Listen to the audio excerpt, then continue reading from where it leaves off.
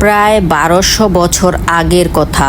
দামেস্ক শহরে বাস করতেন এক বিখ্যাত আলেম ও দার্শনিক, ইমাম হাকিম আল ইয়ামানি। তিনি ছিলেন জ্ঞানী, ধৈর্যশীল এবং জনগণের প্রিয়। তার মজলিসে দূর দূরান্ত থেকে মানুষ আসত জ্ঞান নিতে, প্রশ্ন করতে, সমস্যার সমাধান পেতে। কিন্তু তার খ্যাতির এই উজ্জ্বল আলো একজনকে অন্ধকারে ঠেলে দেয়। আব্দুল কুদ্দুস একজন ঈর্ষান্বিত মানুষ। সে নিজেও ছিল একজন ছোট আলেম, কিন্তু হাকিমের মতো খ্যাতি পায়নি। আব্দুল কুদ্দুস হাকিমের জনপ্রিয়তা সহ্য করতে পারত না। সে মনের মধ্যে বলতো, লোকটা আমার চেয়ে বয়সে ছোট, অথচ সবাই ওর কাছে দৌড়ে যায়। একদিন সে ঠিক করলো হাকিমকে সমাজের চোখে ছোট করে দেবে। সে মানুষের মধ্যে গুজব ছড়াতে শুরু করলো। হাকিম নিজের জ্ঞান দিয়ে মানুষকে বিভ্রান্ত করে। তার আসল উদ্দেশ্য লোক দেখানো।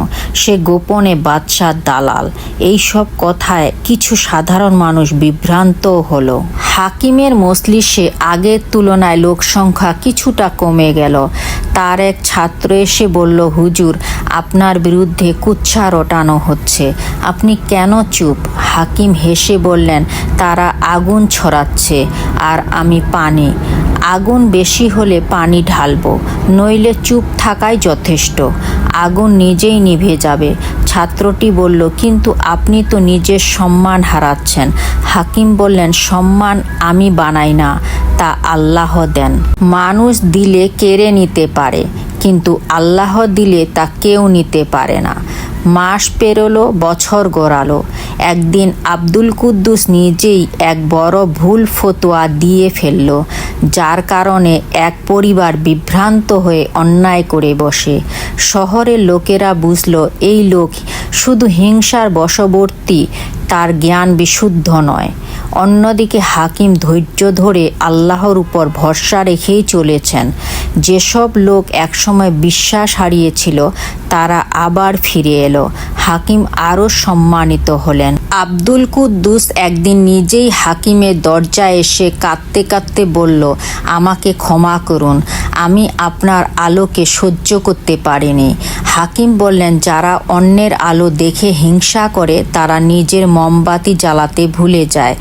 আসো, এবার আমরা আলো ভাগাভাগি করি।